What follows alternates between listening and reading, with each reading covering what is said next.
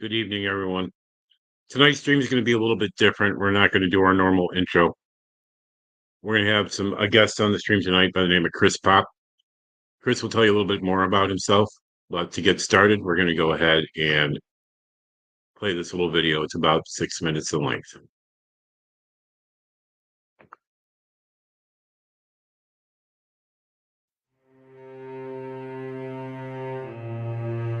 Yeah.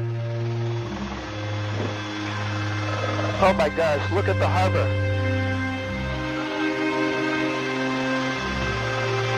Oh my gosh.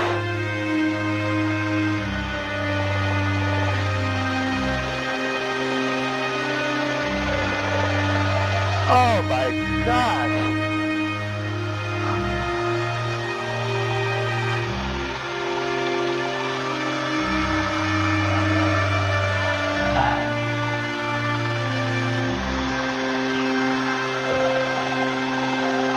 Unbelievable. This looks like Baghdad or something.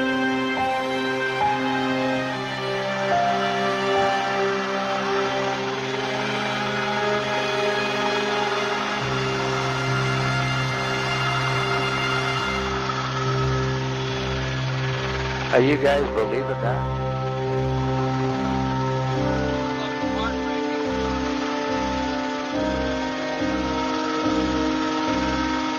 Oh my gosh.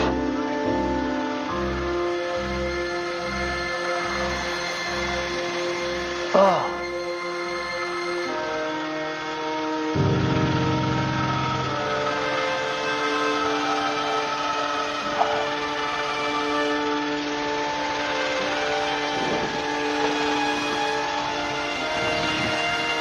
Oh my goodness, look at all these houses.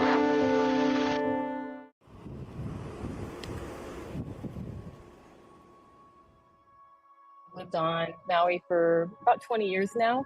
I own a business called Whaler's Locker. It's an old family business on Front Street in Lahaina. It was established in 1971.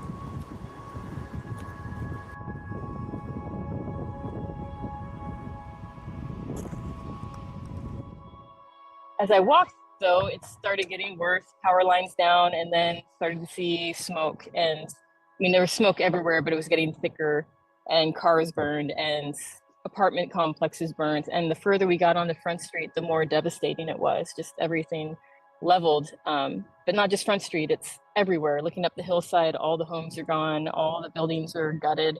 It looks like a war zone, like from just total destruction.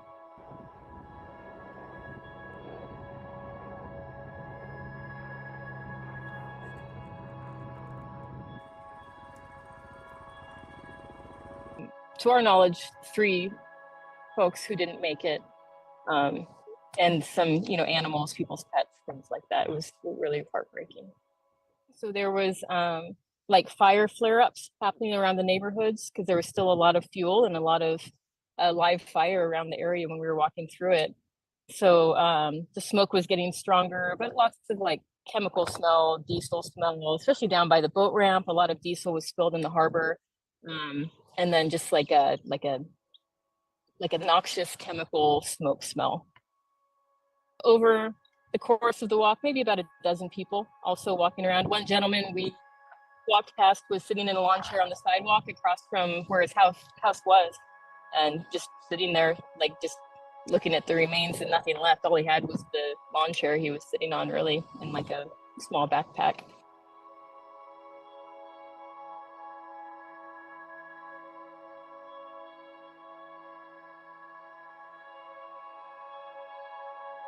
Lahaina is such a special place, and not just for the people that live there, but for so many people that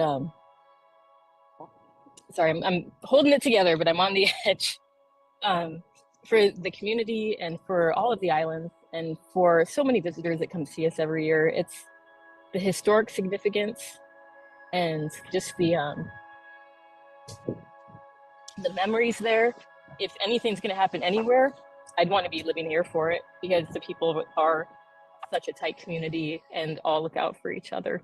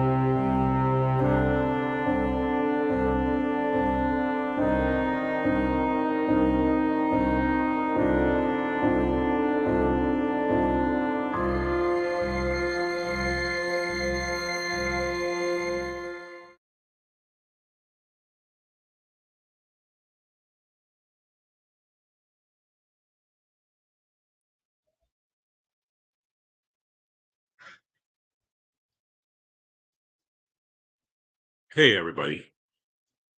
Thank you for your time today.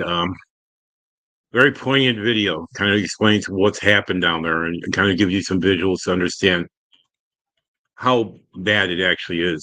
I want to introduce you to Chris Popp with Blue Hanu Design. Oh, Chris resided in Hawaii for quite a few years. And Chris, why don't you tell us a little bit about yourself and a little bit about what you're working on to help in Maui? well, thank you very much. Mahalo for that. My name is Chris Popp. I moved to the island of Maui in 1989 from Illinois, outside of Chicago. I graduated high school. That was my senior year at Lahaina Luna High School, the oldest high school west of the Rocky Mountains, one of the few public high schools that's also a boarding school. I was part of the community for 7 years. My first marriage was to a local girl who was born and raised there. She was what is known as Haole, or white skinned like myself, not Native Hawaiian.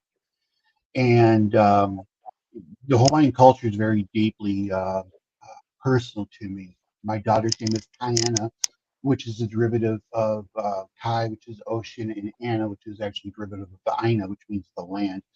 So her name is literally where I lived for a long time. Sorry, I'm going to be doing this a lot tonight. Uh, let's see what I've been working on. A couple of different things, but the first one, first and foremost, that people can help with is it's something really simple. One of the staples of the culture is the spam musubi, which a lot of people call it spam sushi.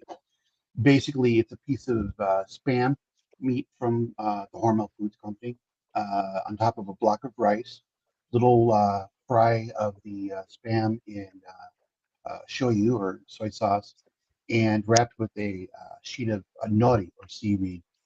And these are common everyday things. If you know people have them in their lunches and it's snack time, and it's a staple. What I figured out was that everybody can help in a little way by doing their own little musubi, spam musubi sale. You get about 10 spam musubi out of a can of spam, and that makes, like I said, one can of spam, 10 musubi. You sell each musubi for about $2 to $3, whatever you want to do. Some people might want to do more. I mean, obviously, if you want to try doing a $5,000 musubi, God bless you. You take the money then from your sale of the spam musubi and you donate it to two very worthy charities and outreach groups that's on Maui. This way, everybody can get together, make spam musubi. It's an extremely simple dish, and let's try to help the people there. I've talked to some friends who live on the island. There's a need, immediate need right now for food, shelter, basic things that you and I take for granted that they cannot get really easily right now. Um, but people still might want to do something. So by making musubi and selling it and then donating the proceeds to the Lahui Foundation and Maui United Way, we'll be able to help people now and in the future, and hopefully ease a little bit of the burden of the logistics nightmare that is facing the island right now that you and I cannot even begin to comprehend. Thanks, Chris. I'm going to bring in some of our panel members. First is going to be Eddie Lugo Studios. He's out of Atlanta, Georgia. I'm also going to go ahead and bring in Sean with Helping Hands for Cruising and Bruce with Ocean to Ocean Travel. So, first of all, those who are watching, if you have a question for Chris at any time, if you could please start in all caps with the word question in the chat and your question, and we will bring that question to Chris. Um, so starting with the panel, Eddie, do you have any questions for Chris? Since you're an Um, islander yourself. I don't know if you have the info, the right answer. Mm-hmm. I was listening to some PBS news earlier today, and apparently there was lightning or dryness that caused this. Have you heard anything about that? About which again? I'm sorry, I didn't How, quite how catch did that. the fire started? I believe it was Okay, the good weather. question. Yeah. Sure, thank you. That's actually a very important start. There's been a lot of rumors, a lot of innuendo, a lot of second guessing by mostly by people off island. Yeah. Um, Hurricane Dora, God help the name, about 200 miles south of the islands, blew through, was not going to affect the islands at all, but had very, very strong winds. There was a high pressure system that's north of the island chain at the same time, which caused a double whammy. As a result, 80-mile an hour, 90-mile an hour winds with gusts up to 100 miles an hour smacked into the power utility lines that stretch across the island from the Maui Electric or Hawaiian Electric Maui facility in Mailea, and that in turn knocked out power, knocked down the power lines, and the entire West Maui, actually all of the islands are like clear boxes right now.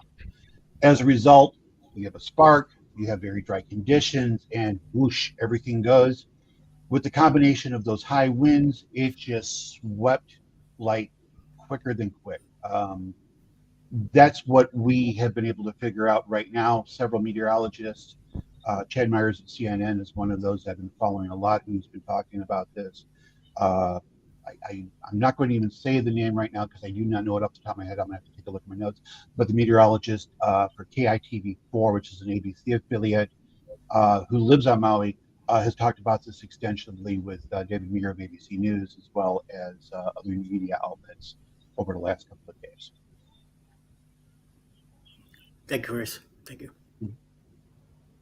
All right.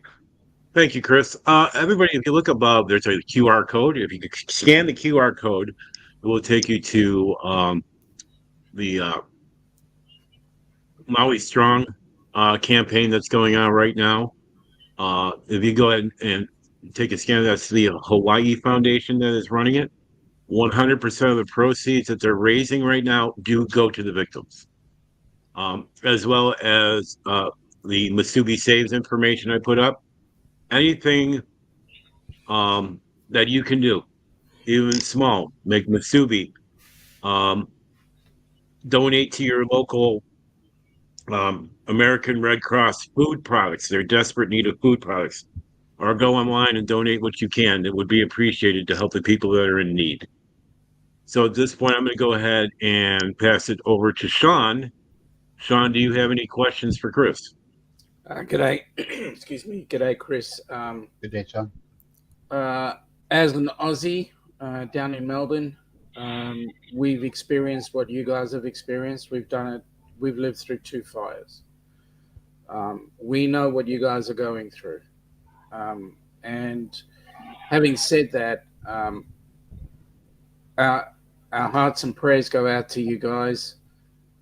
My question is there anything that we might be able to organize from our side of the world that would be of benefit to you guys with the fires? Sure.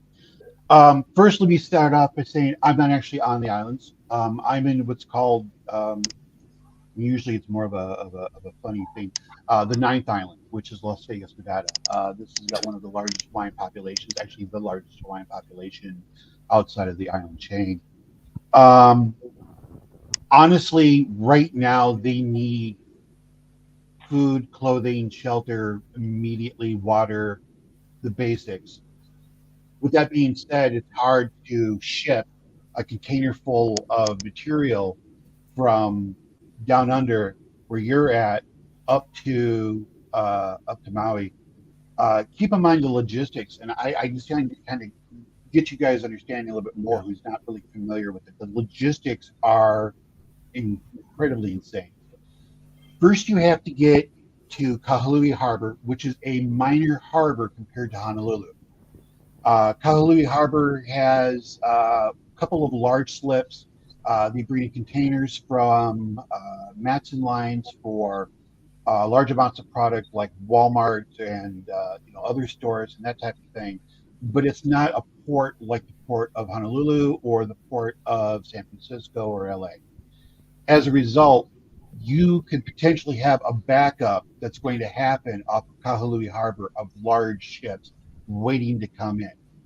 At the same time, once you get the material off the harbor, off the ships in the harbor, and loaded on the trucks, you still have to take the trucks across the island through a tunnel to get to the West Maui mountain area of Oluwalu, Lahaina, Hanakawai, Nipili, Kahana, Kapalua, that side of the island.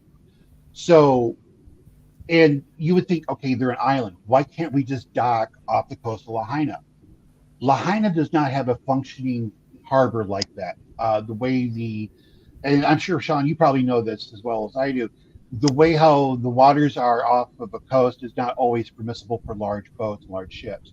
Typically, when there are ships that are in Lahaina for a day of cruising through the islands, they park a couple of miles off in the West Maui Channel. Uh, I'm not going to say the name because I can't. Once again, I don't want to mispronounce. But in the waters off of West Maui between Molokai, Lanai, and that in Maui County, Maui itself, the main island, um, you don't have the ability to be able to bring in large ships. About 80, 90 years ago, actually 90 years ago, they tried building something called Mala Wharf, which was to be for large boats to come in and bring in tourists and actually help during the time period that the U.S. Navy used to have ships off the coast of Lahaina. That area is called Lahaina Roads. When after they built this beautiful, beautiful wharf, they angled it the wrong way. You can't get a boat to it unless it's a small craft. So you're dealing with a lot of logistics all at the same time, trying to bring in this material. That being said, we're waiting for guidance from whoever it is that's going to be able to have the best handle of the situation. I'm personally I'm wondering who's going to be first. Is it going to be FEMA? Is it going to be U.S. Army Corps of Engineers? Somebody's going to have to step forward.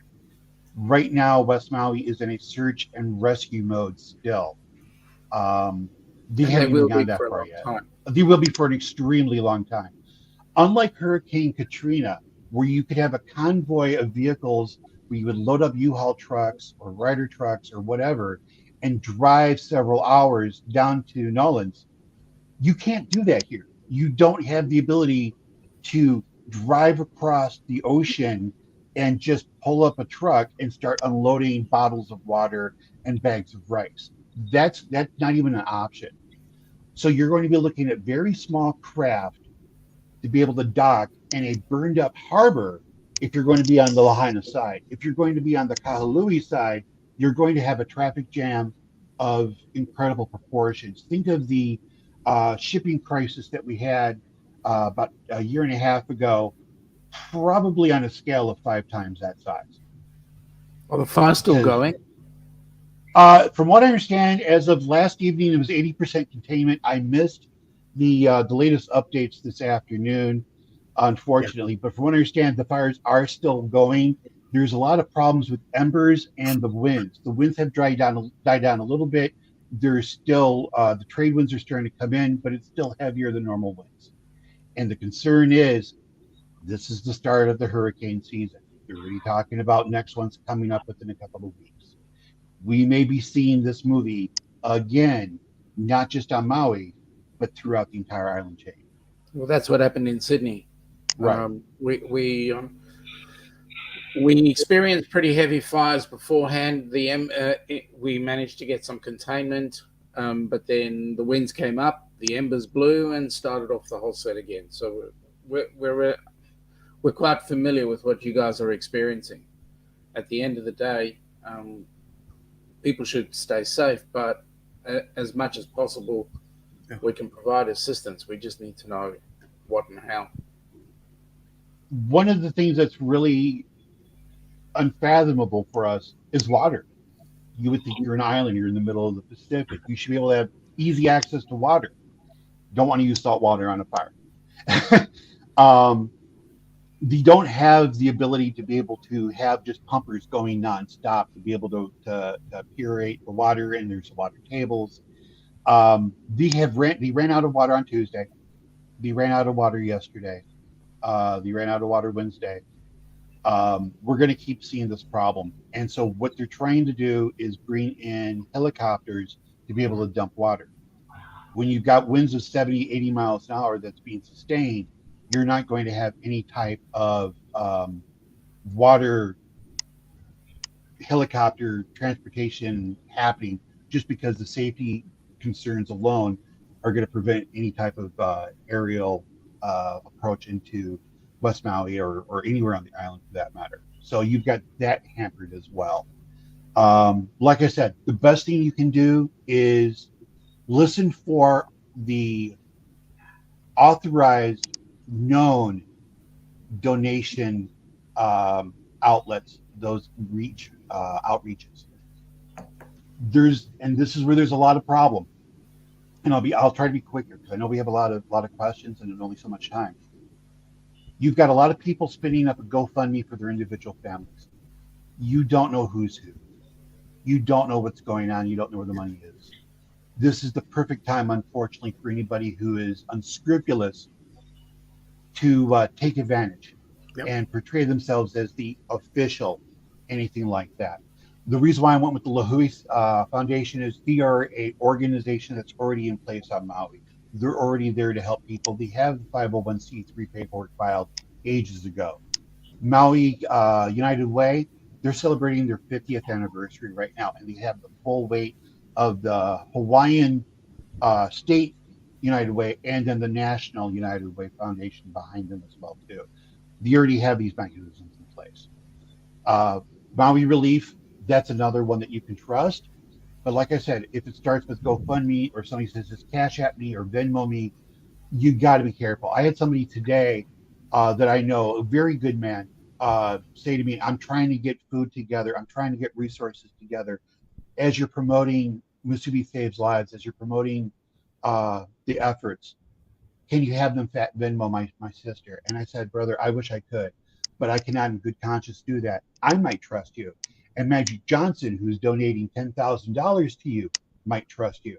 But the problem is you got to do it right. You got to make sure, because one false move, somebody does something else the wrong way, even if they use their card to buy themselves gas, then you've got a whole litany of problems. And I realize you just want to get from A to B, and those pesky logistics keep getting in the way every single time when something like this happens. And unfortunately, nobody ever plans for a 1 in a million shot like what's just happened in the islands. Thank you, Chris. I'm going to go ahead to Bruce at Ocean Travel if you have any questions. Yeah, I got a lot, but so I lived in Hawaii in the early '90s when I was in the military. So part of me is over there right now. I actually have a friend that lives, well, is from Maui, is not on there right now. He has some family there. So I do have a question. What about, I think one of my questions was how much of it was contained, but you answered that about 80%. Is there any threat of having to evacuate the island? The whole island right now, no. They're more concerned at the moment about getting people shelter in place on the island itself, getting tourists back off the island to Honolulu. The Honolulu Convention Center has actually been set up as a shelter for those that are in transit back to the mainland and to other countries as well too, because remember, it's an international destination. They're going there first as a temporary stop before they go on. So you've got the Maui or not Maui, excuse me, you've got the Honolulu Convention Center there. Trying to get people off the island they're trying not to go that far yet, because then you're dealing with moving 100,000 people off of an island at one time, and logistics is just not there. Once again, you could get small boats, you could ferry people back and forth, perhaps from Lahaina, from the other parts of the island, out to a larger ship out at sea. I am sure that there's somebody right now, hopefully, at Hawaii National Guard or at, like I said before, the Army Corps of Engineers or FEMA. Hopefully, somebody is having the forethought or the wherewithal to be able to say, let's park the Mercy off the coast of Lahaina. Let's get large ships in. Let's get the Navy in to be able to just run a ferry service back and forth. And a real quick thing on that, Maui used to have a ferry service. There was what was called the Super Ferry, and the Super Ferry ran for a while, not too long because of environmental impact. They were concerned that there might be invasive species back and forth between the islands, like what happened with Guam and the plight of the brown tree snake. So that was in place. You don't even have that now. There is no way to be able to get from island to island without using Hawaiian Airlines or other small carriers like that. And you're going to be seeing a shift as soon as they get everybody off island that is a tourist that's not calling Maui their home 24/7. Once you get them completely off, you're going to have military moving and using Kailua Airport as a base. It's going to be like something out of an Irwin Allen movie. I've got a bad feeling. It's going to be awful. And to add to that real quickly, the runway length is only 10,500 feet. So you can only go so far from Maui to the mainland with planes currently, depending upon the amount of fuel. So you can't even go long distances that way. So you're going to be having intermediary stops along the West Coast, LA, San Francisco, Las Vegas, to be able to just be a ferrying point, be able to go from there forward. So you're going to be seeing a ripple effect across air travel in general, I've got a feeling, because of the amount of traffic that's going to be going through some of these airports. Wow. And I know you had mentioned a little bit, but do you know, because you said you're not actually on Maui right now, is that correct? That is correct. I am in contact with about 40 of my classmates from Lahaina Luna, as well as other people that I've made contact with over the years. So I'm continuously getting, this is probably my best tool right now to be able to get information from people when they can get to a point where they can actually text or message or call, because there's still no cell phone service on West Maui. Wow. Do you know what we call that the coconut wireless? Yeah. Do you know what type of communication that they've had either with FEMA or with any organizations that can help with the, getting equipment over there, getting supplies over there, food chain, all that kind of stuff? Do you know what is going on with that right now? I do not have any word exactly yet. I know that they just put curfews in place. Nobody is allowed past the tunnel or Mailaya, where the mountain cuts off the roadway to West Maui, the gateway to West Maui. Nobody is allowed past that point from 10 p.m. to 6 a.m. Hawaiian time every day until further notice. And they're talking about a long period of time. They just finally started letting people back into West Maui for the first time, tourists and locals, at noon Hawaii time today. So you're going to start to get the slow progression of people going back and forth and getting policies in place and that type of thing. President Biden has already said that there's a declaration, I believe, that FEMA is going to be working on it. You're probably not going to start having really good answers until, I'm going to guess, tomorrow afternoon, after they get that 24-hour point after the first non-military, non-extensive personnel across the mountain chain right there. Okay. Yeah, I remember I was over there when Hurricane Iniki hit Kauai, and that was crazy with the military. And I was in the military because we went over there to help clean up that island. And I know that once we took over that airport, it was people weren't able to get out if they still wanted to. So again, my heart goes out to them, because I am, Hawaii is in my heart because I lived over there. And yeah, thank you. I didn't mean to take up so much, Ross, but thank you, Chris.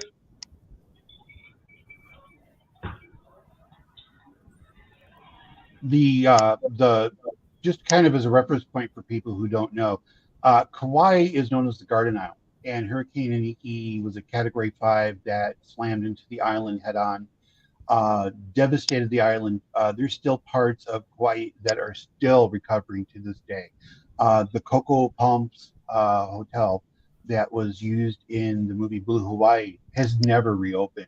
You've talked about it for years. The Kingdom of Hawaii, which is a native of a Hawaiian group, has claimed part of the property that belongs to them. There's been a lot of issues back and forth. There were about 40,000 people on Kauai, I believe, at that time. You're dealing with about 110, 120,000 people on Maui in general. It what you saw on Kauai is unfortunately a microcosm of what we might be following here. Thankfully, the airport is larger on Maui to be able to handle some of the input and material that are going to be coming through. Yeah. All right, well, thank you, Chris. Sure. And thank you for being here, too. My pleasure. Eddie, did you see the private chat? Sorry.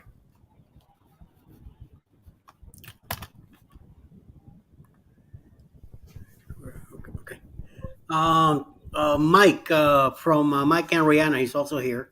He lives in about Canada, and I believe, if I heard right, that he does have family there. So, Mike, if you have any questions or any comments for Chris, please go ahead. Hi, Chris. Hello. I have a question. Was Sure. wondering about the flights going in and out of Hawaii. I heard that there's, if they're paying people to go out, or is it actually like to get people out of Hawaii? Is it do they have to? Do they have to purchase tickets, or is it just the airlines? From what I've been told, and I need to double check this here because I know I got a message on this a little bit ago. So excuse me for not looking at the camera, everybody. Let me just double check here real quick. Let me text because trust me, it's been coming through fast and furious. According to my text, let me see here. Sorry, I need to scroll through. There's just so much information. I know that there's been a reduction in the costs. Okay, here we go. As of Southwest Airlines is helping to get people out of Maui. We've added 2 flights for Thursday from Maui. So they're doing that right now. They're adding additional flights. Fare is $174 from Maui to Las Vegas. That's what they're charging. There was additional flights between OGG, which is the Kahului Airport, to Honolulu. The fare there that was being charged by Southwest was $19. The pet fee has been reduced to $1. Southwest Dynamic Waiver, no change fees, is in place until Friday. This applies to travelers who have flights booked within 14 days and are looking to leave Maui sooner. That is about as up-to-date of information as I've got. My recommendation is obviously contact the carrier and get more details. I wish I had more information for you than that. Okay. Yeah, I just have family there, so I was wondering. My suggestion would be is get over to the airport. If you want to get off the island, get over to the airport. There is literally no rooms available anywhere on the island. People are sleeping in the airport. People are sleeping in their cars if they have their cars still. There is video that's been on television of a gentleman who got a U-Haul truck and is using the back of the U-Haul truck with pads, moving pads, as a makeshift bed. All right. Does anybody in the chat have any questions? If so, type question and your question, and we'll bring it up to Chris.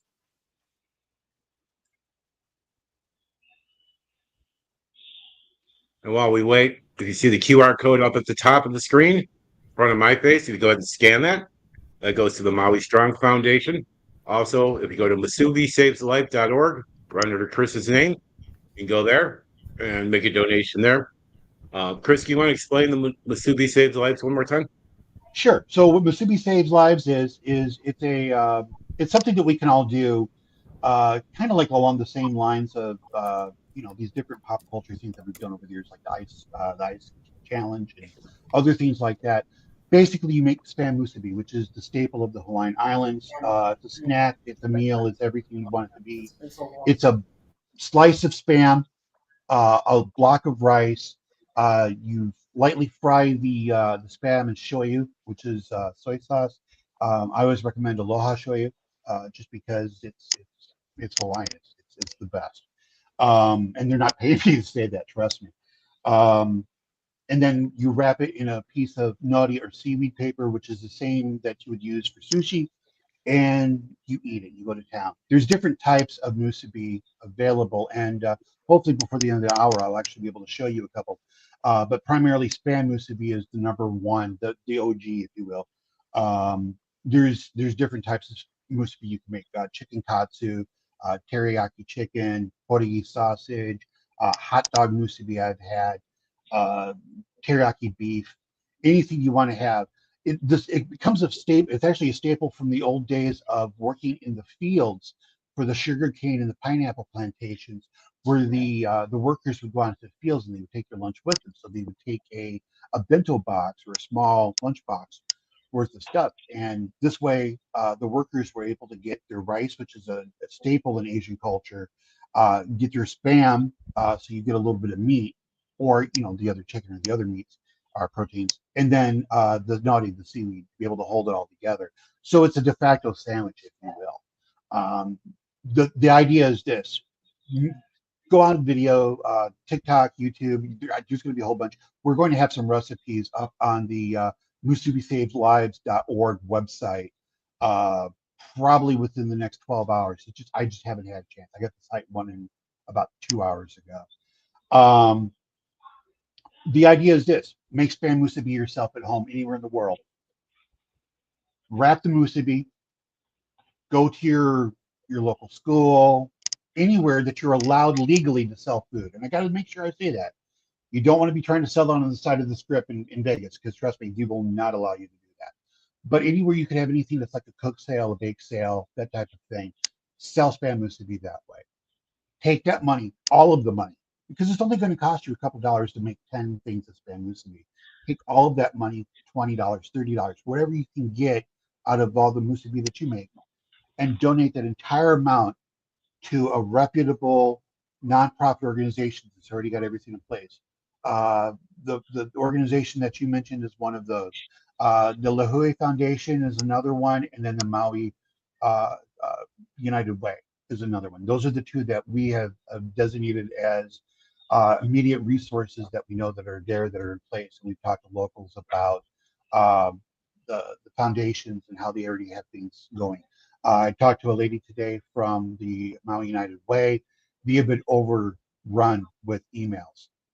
If you're trying to reach somebody at the Maui United Way, don't call yet. Their phones have been ringing off the hook. I was fortunate enough to actually be able to get through.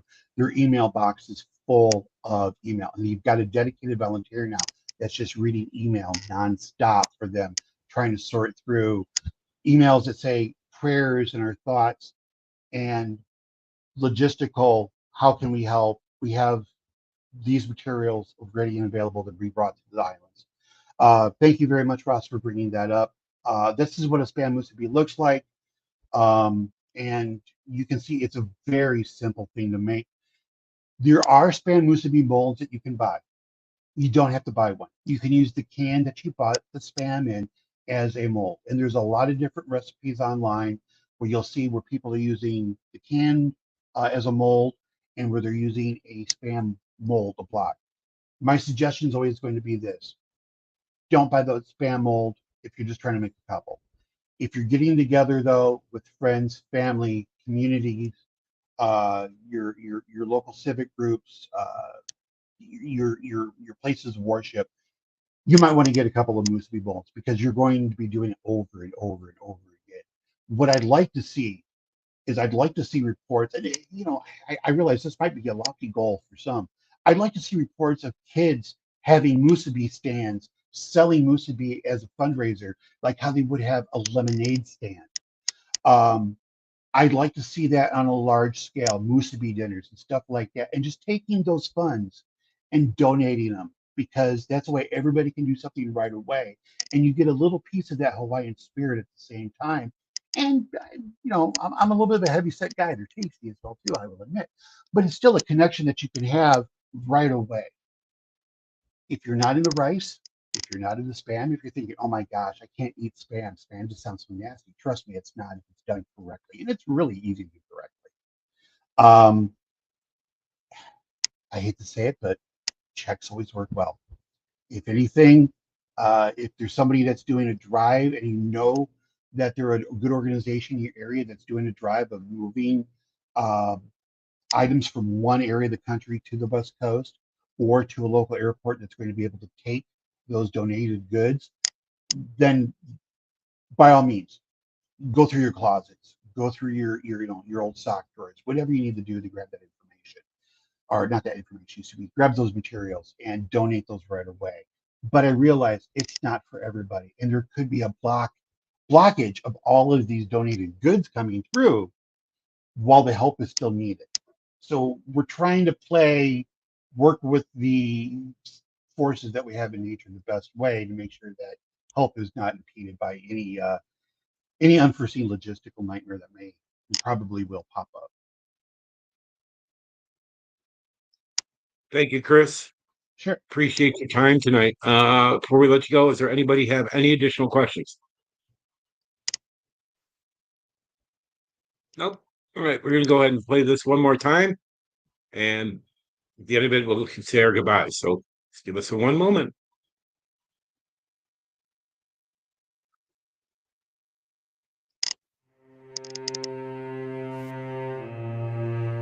Yeah. Oh my gosh, look at the harbor. Oh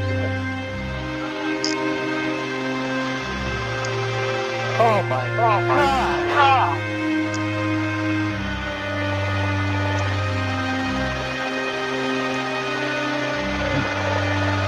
Oh my god. Okay.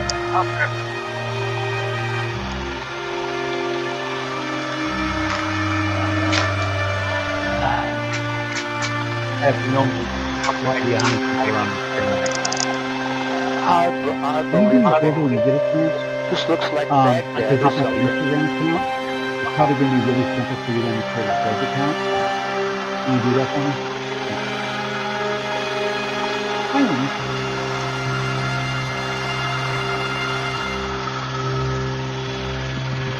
Are you guys believing that?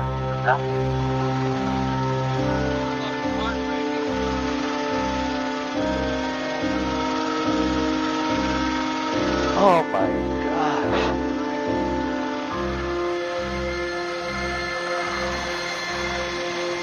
Oh.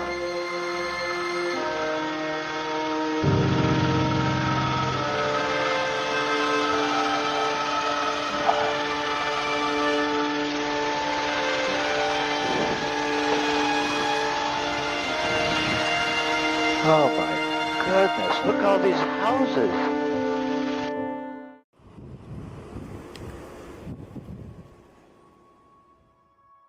Lived on Maui for about 20 years now. I own a business called Whaler's Locker. It's an old family business on Front Street in Lahaina.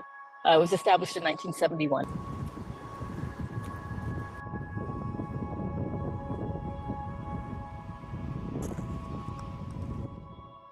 As I walked, though, it started getting worse. Power lines down, and then started to see smoke. And I mean, there was smoke everywhere, but it was getting thicker, and cars burned, and apartment complexes burned. And the further we got on the Front Street, the more devastating it was. Just everything leveled. But not just Front Street; it's everywhere. Looking up the hillside, all the homes are gone, all the buildings are gutted. It looks like a war zone, like from just total destruction.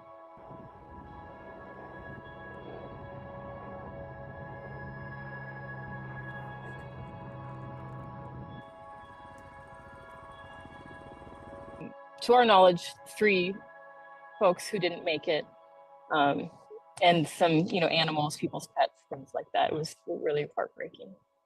So there was like fire flare-ups happening around the neighborhoods because there was still a lot of fuel and a lot of live fire around the area when we were walking through it. So the smoke was getting stronger, but lots of like chemical smell, diesel smell, especially down by the boat ramp. A lot of diesel was spilled in the harbor. And then just like a noxious chemical smoke smell. Over the course of the walk, maybe about a dozen people also walking around. One gentleman we walked past was sitting in a lawn chair on the sidewalk across from where his house was. and just sitting there, like just looking at the remains and nothing left. All he had was the lawn chair he was sitting on, really, and like a small backpack.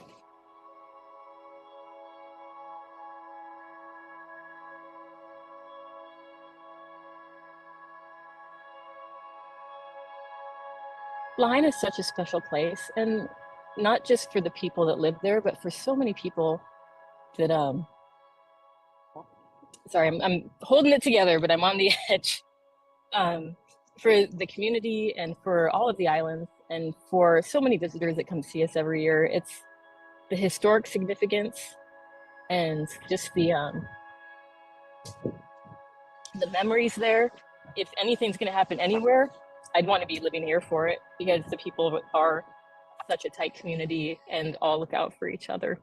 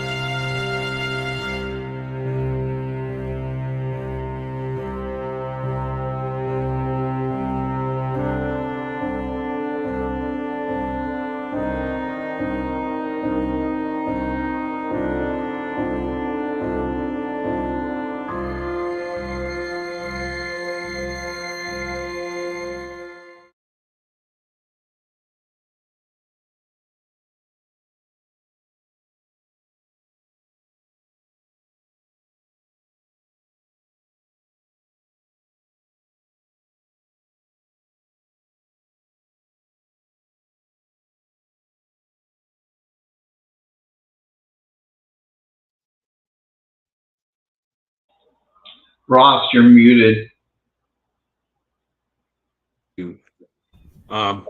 Thank you everybody for coming. A lot of us have connections to the islands. My connection is my mom actually grew up just outside of Lahaina. And she was born and raised there and was on a pineapple plantation. And of course, the family no longer owns the property. It's all was built out with houses, and we have no family that's selling. Maybe some cousins, but the memories are gone.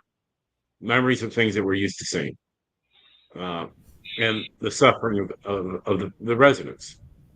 So, if this stream makes a difference in some way, even if it changes one person's life, that's all that matters. So again, MasubiSavesLives.org, as well as you can scan the barcode up here for the Maui Strong Fund. And give me 1 second. I'm going to put up a couple of websites here for you to see. One moment.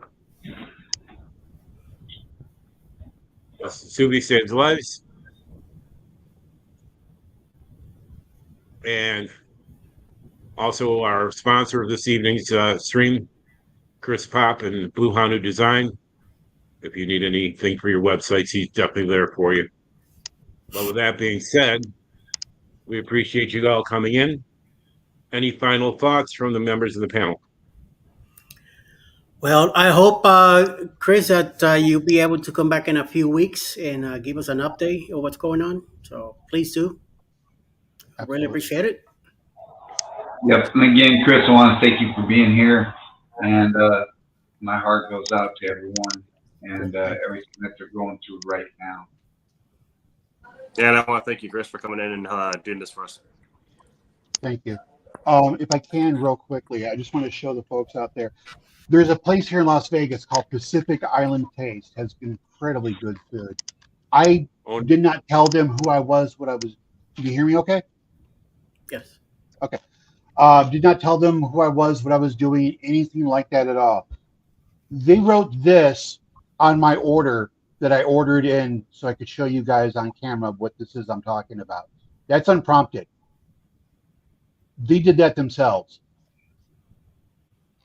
That got, as we say in Hawaii, chicken skin, goosebumps on that one. Um, and yeah, just the outreach. I'm really looking forward to being able to help the people. Um, my daughter, she's never stepped a foot on the islands, and she will never see the front street that I knew. It's only right now existing in pictures and videos of time that sadly is now distant. Uh, the one positive thing that's come out of it is the world's largest banyan tree. It may have survived, and the banyan tree is considered the heart of the community. It looks like there's some hope. They're looking at, obviously, is the tree still got roots? Is it still saved? Is it still salvageable? Um, there's hope with the banyan tree, and just keep listening for that, because that is going to be probably one of those rallying points for the people of Lahaina and West Maui in general. Um, that and the Pioneer Mill, which is the sugar cane plantation that used to be there, and their smokestack. The smokestack is still there. Lahaina High School is still there, thank God. Um, for those of you who might be saying, real quickly, for those of you who might be saying, so what? They're in Hawaii, big deal. I don't go on vacation. I like Florida. This could be your home. This could be your home at any moment. It can happen to anybody. Just because they're in the middle of the Pacific where things get a little bit warmer in the summertime, in the wintertime, does not mean that it's paradise always. And just kind of keep that in mind tonight when you kiss your loved ones goodnight, because there are some phones right now that are not going to be able to do that again. And I've already lost 3 people I know, and I'm waiting on phone calls from about 20 more. thank you, Chris. Thank you. All right, everybody, have a great night.